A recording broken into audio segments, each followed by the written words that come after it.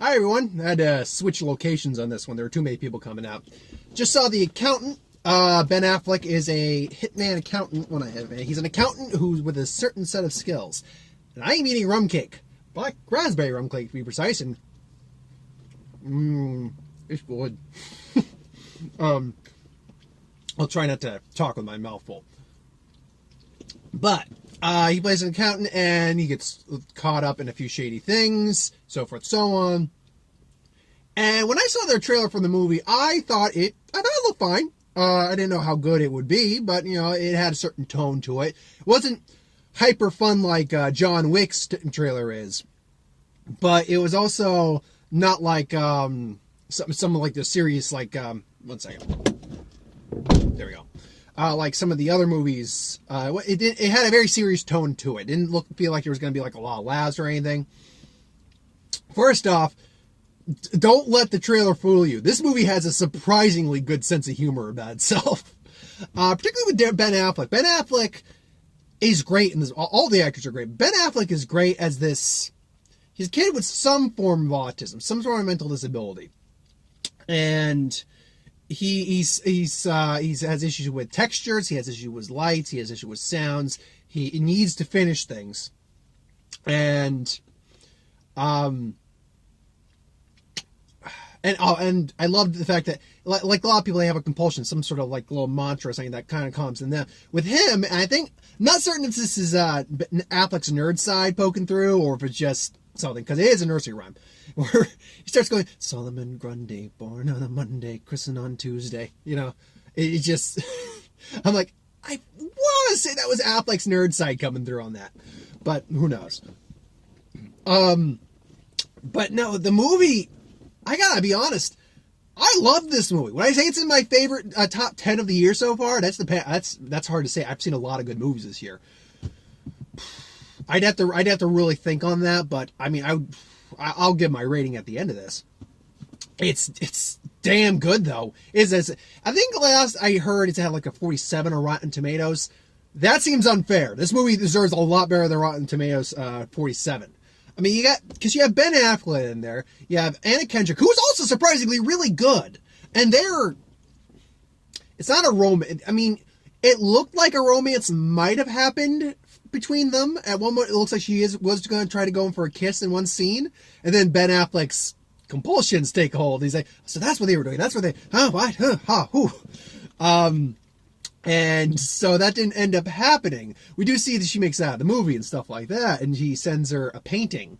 She's very big in art, and one of his payments for some of his clients is art. He has an original Polanski or something like that, or Pulaski, whatever the artist was.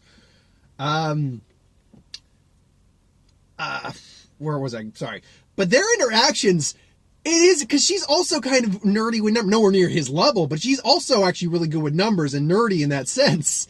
So she's actually able to kind of see through the shell a little bit and identify and relate and have a somewhat more interesting conversation with him than most people would with him, and he finds that interesting about her. One second.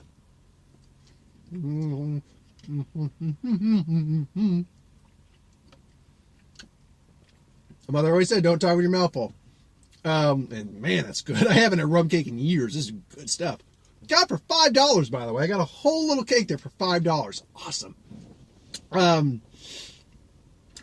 But no, you kind of actually buy this quirky little relationship is better. It's not a romance. It's a relation. There were the foundations of it set, but it didn't go towards the relationship, which, to be fair, I'm glad, because I know Anna Kendrick is like in her 30s.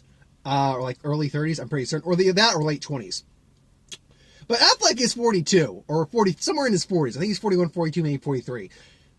Now, that's not a huge difference for a romance, but Anna Kendrick looks like she's still 22 or 19 or something like that. She still looks really young in comparison to him. So if they had a relationship, I would have been a little like, look, in context of their actual characters, I buy it, but this looks weird to me. Not Ben Affleck's a bad looking guy or anything, or you can't get a younger girl. I'm just saying it looked odd. It would look odd. They didn't go that route, and I'm happy for that. John Lithgow's in the movie. I didn't know John Lithgow was in the movie. He's kind of the bad guy, but no.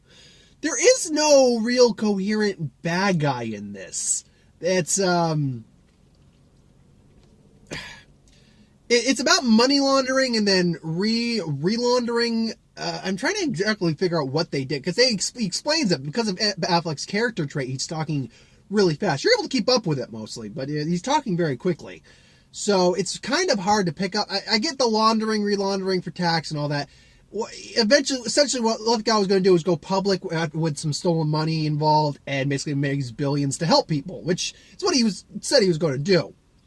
And I love that, by the way. The end of the movie, near the end of the movie, where the final, action piece takes place, where he's going to get John Lithgow. Lithgow comes out after him and John Bernthal have been fighting, and I'll get to Bernthal in a little bit because he's fun too. I really like Bernthal in this. Bernthal's great. But he's fighting, and Lithgow just starts going. He starts kind of monologue-y ranting. He doesn't have a weapon or anything. He's just I had to hire you all. Hey, how many people have? No, it shakes you to your core. You ever feel? No, you don't understand what it feels like. Yeah, I do. Shoots him, and everyone just laughed because there's like this 10-second pause between the two characters. We're just laughing. Just like, oh god.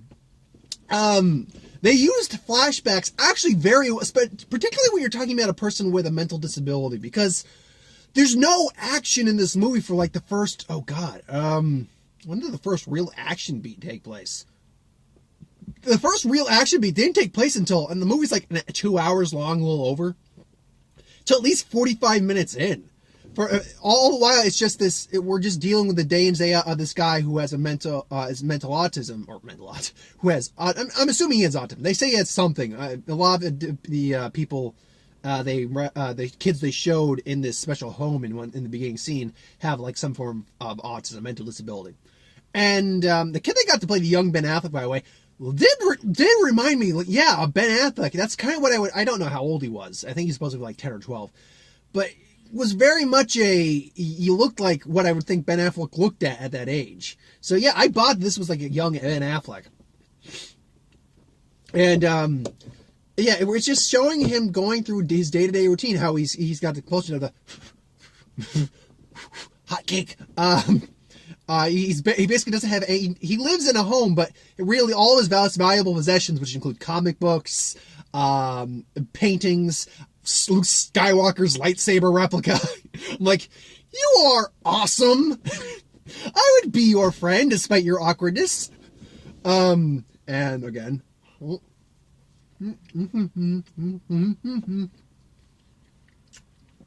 I know, it's like, what's one that, dude, stop making all those noises, eat quieter. Have you ever eaten rum cake? You don't chew it, you smush it. To be fair, I probably shouldn't be eating during the video, but I couldn't help myself. I'm just like, I had a sample, because they had a kiosk in the mall, like they had a sample. I'm like, oh, this is, okay, $5? And I'm getting one. I'm just going to try not to eat it all. I'm going to save some for my mother. I know my sister won't eat it, and that's good because she's trying to be good on that. Back to the movie, though. That first opening like 5 minutes where they are at the special, it's a home for autistic kids, basically.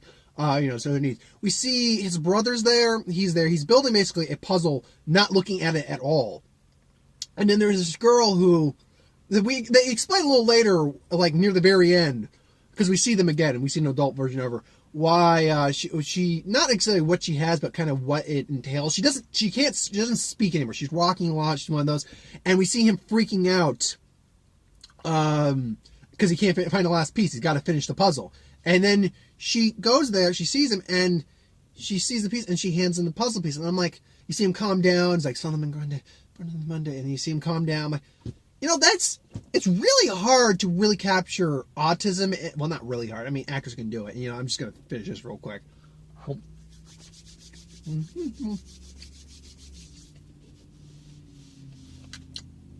Oh, delicious. But it's very hard to not good actor can do it, but between adult Affleck and this kid, and we only see one other kid, it's the girl who's autistic, but between these and one kid near the end as well, because autism, there's a spectrum for autism. There's the severe end, there's the low end, and Affleck just happens to be a high-functioning autistic, whereas the girl was not as high-functioning. She has to live at the home. It's the guy who owns the daughter, and Ben Affleck donates like millions to that place. And another problem with rum cake, it gets everywhere. I've just got crumbs all over the place now, or bits. But you see them, and you see how they're processing the world, and you see how they're going, and it's effective, man. I believe this person had the disability, and he's able to overcome it. Now I get what about Affleck's routines is, like, I think he times it to, like, I think for a half hour or 20 minutes, something amount of time, somewhere between then and 10, and then he takes his medication. Is he's got loud music, I think I remember what it is now, or I think I recall what it might have been. But he puts on severely loud music, flashing lights, strobe lights, and then he's rolling a wooden, like, a roller on his leg. And in one scene, after he can't finish something, he literally breaks the roller and starts hitting his leg, and that leg's got to be tough to be able to handle that.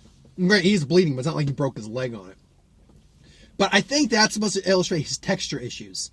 So basically, it's aversion therapy. He's exposing himself to the things that make him afraid to give them less power. And it's something his father basically encouraged at the very beginning. And I can't say his father's a dick.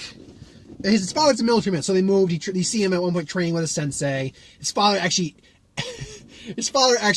induced him and his brother going to beat the crap out of some boys. I was like, that's a kind of good dad for teaching you to stand up and not be a victim. He said, either going to be a victim or you're not. Make a choice.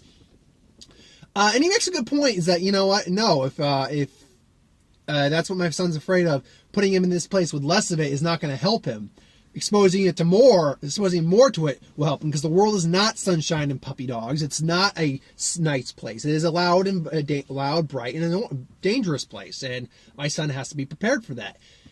And that's honestly a very good point. I mean, don't get me wrong. His methods, because he's a military dad, might not have been the best, but in a practice theory, that is actually not bad advice. I mean, not every person with a mental issue can handle aversion therapy, obviously. It's not for everyone. Ben Affleck obviously was able to adjust to it. And that's how he was able to overcome some things. We have J.K. Simmons, who I think is like the head of the Treasury Department or something like that. Mary Beth, I can't remember the actress's name. I think the first name is Christine. I could be very wrong on that. But they're essentially the two looking to find him. And this is something they did extremely well, by the way. I actually thought this movie was opening up near the end of the movie. Because we open up honestly with a scene in the like a bar of some kind. It's a mafia bar, and they explain that he basically, Ben Affleck killed 9 people, and we see someone with a gun going in there and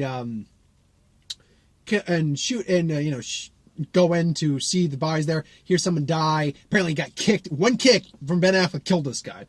And then that's it. And then we cut to the scene later. As it turns out, J.K. Simmons was a cop looking at this, basically monitoring these guys. Ben Affleck comes in. We see the footage too, where he just takes a steak knife, kills 2 guys outside, takes their weapon, and shoots them all in the head. Headshot.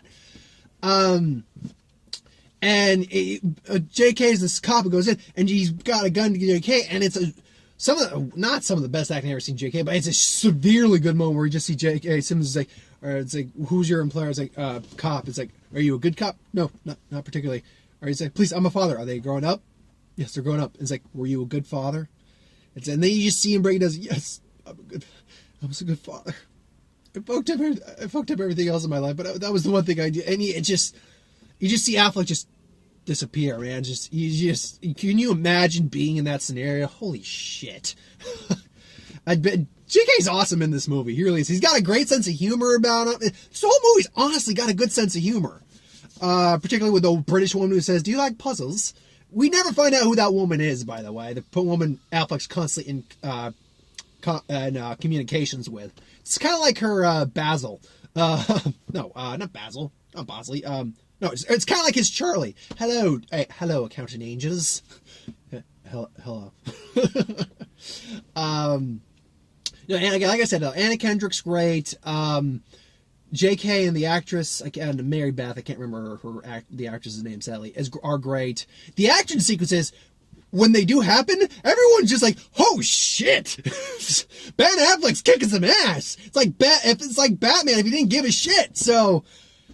Like Batman in BVS! Minus the cape and stuff. He's literally ripping guys out of he's a crack shot, he's a severely capable hand-to-hand combatant.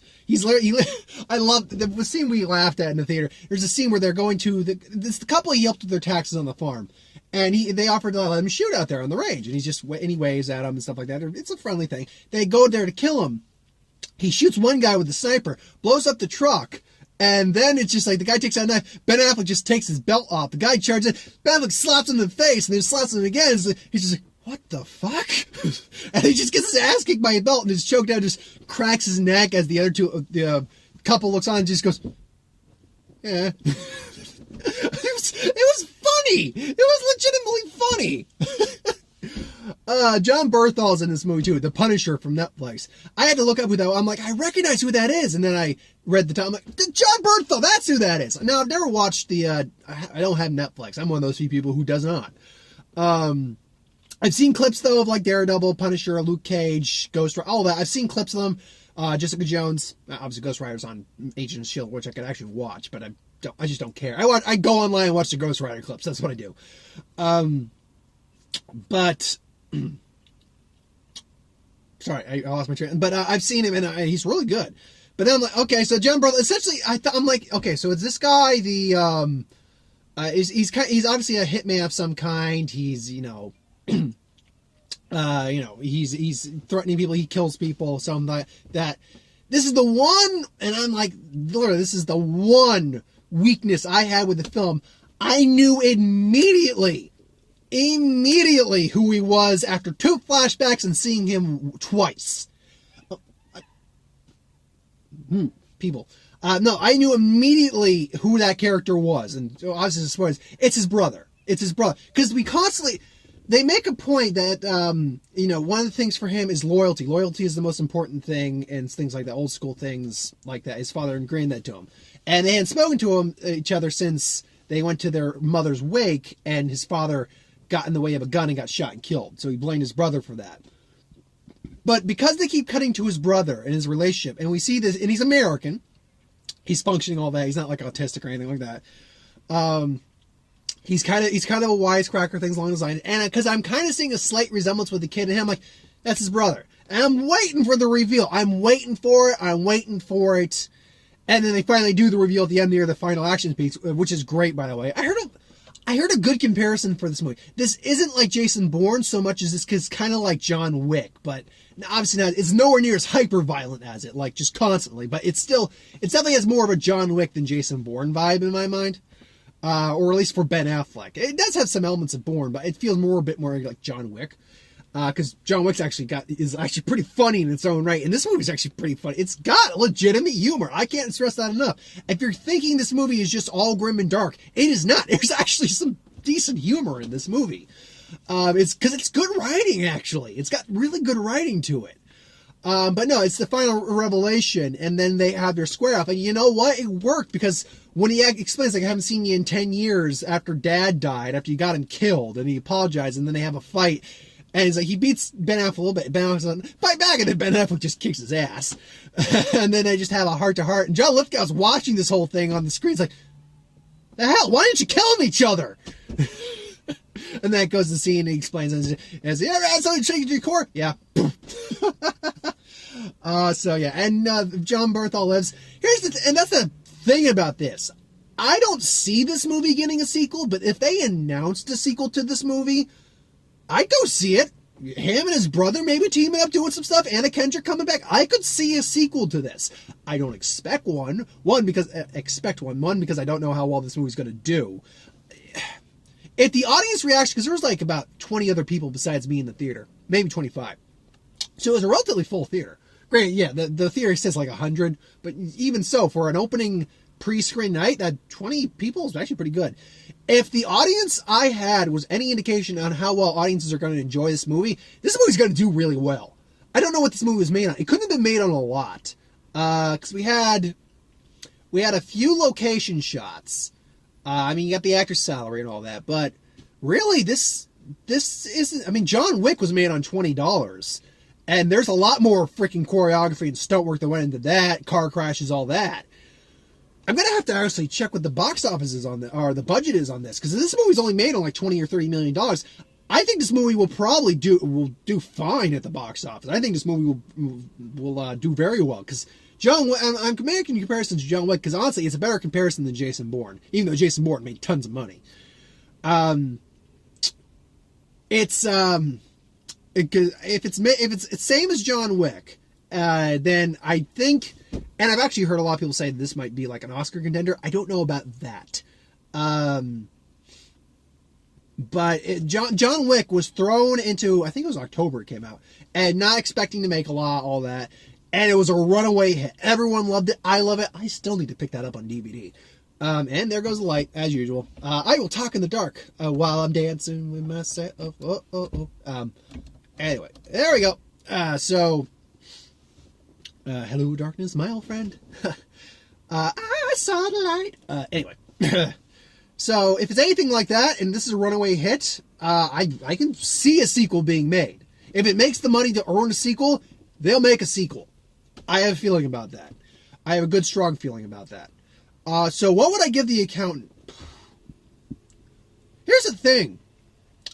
At no point was I bored. That's the interesting, because the whole plot with J.K. Simmons and the Mary Beth character is kind of, they never really interact with the characters in present time. J.K. Simmons had a brief run-in with Ben Affleck, and Ben Affleck spared his life. But they never interact, so their story, they're trying to track him, but their stories never truly intertwined. But at the same time, so at points that felt like, why are we dealing with this? But we really, because JK and this actress are so good, that it works. It really works. The exposition they're throwing, I'm like, no, I'm invested in this. This is really good stuff. And I love it when the woman calls like, hello, Mary Beth, please tell, whatever his name, officer, whatever, Mr. Ezra, to get his feet off the table. This is not a Bond. Because obviously they got cameras in the house they're currently in. So what would I give this? Do I give this a 10 out of 10? Because it was predictable, I think everyone saw that coming. I don't hold that against the movie that John Berthel was his brother. I can't think of any reason not to give it a 10. That's weird. I mean, I don't want to give, I never like giving 10s out willy-nilly, because then it decreases the value of a 10. I gotta give it a 10! A 10 out of 10! That's one of the few, I mean, Deadpool I gave a 10 out of 10, and I didn't even give Civil War, I gave it a close 10. I think I gave it like a 9 or a 9.5. Nice Guys, I think I gave an 8 out of 10. And I really liked Nice Guys. I loved Nice Guys. The Nice Guys. Actually, come to think of it, I don't think I've given many 10 out of 10s this year. Finding Dory, I gave it a 10 out of 10. I might even give Zootopia a 10 out of 10. So, honestly, yeah, I gotta say, I give it a 10 out of 10. And that shocks the hell out of me. But anyway, trailers. Had Allied again, Ben Affleck and Marion Cotillard. Looks good. Can't say really much else about it.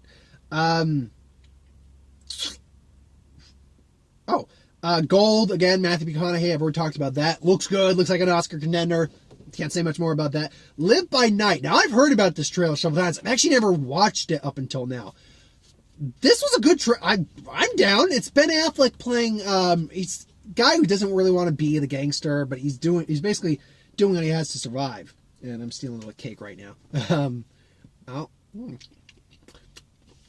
Doing it has to survive. It's got, oh, crap. Gamora. Zoe Saldana. It's got Zoe Saldana in there. I'm trying to remember some of the other people I saw in there I recognize. I can't remember all of them. But it's crime. It's like 1930s, and it's like, it's talking about, do you think you're cruel enough? You don't have to be cruel to be powerful. And that's true, you don't. But when you're in the crime world, it helps. And I gotta say, yeah, that looks good. It looks really good. Miss Sloane. This is another trailer that came out a while ago. I did watch it once, but I just watched it in passing. And I've seen it again. I'm like, okay, someone's trying to go for an Oscar, but I don't know. I mean, all the actors look good. Actors, Jessica Chastain looks great. Mark Strong's always a strong. Freaking guy from Law and Order. I can't remember his name. But, excuse me. Oh, that's syrup. Yeah, thinking about rum cake, there's a lot of sugar in there. But, I mean, that one just kind of feels odd to me. Manchester by the Sea again. Looks like an Oscar contender.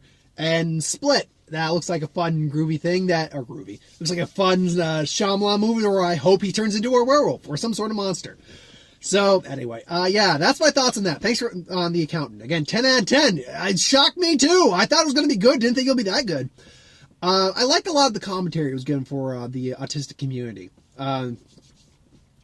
So, thanks for watching. I hope you enjoyed. Like, comment, share, subscribe. As always, if you have ideas for who wins, put them in the comments below. Let me know. I'll get to them at some point. Ideas for the Bleach Who Will Win with Gin Ichimaru next month. I already have one lined up, but if you can give me a better option, I'll compare it to the one I have and maybe switch it out. More Pokemon news will be coming out throughout the weekend, leading up to the 18th, where we get the demo release. There's going to be a lot of stuff coming out for that. Holy crap, there's going to be a lot of stuff. And box office on Sunday. I don't think I have anything else planned right now, but then again, anytime a trailer or movie news happens, that I consider worth talking about in my case. I'll talk about it. So thanks for watching. Hope you enjoyed, and have a good night, everyone. Later.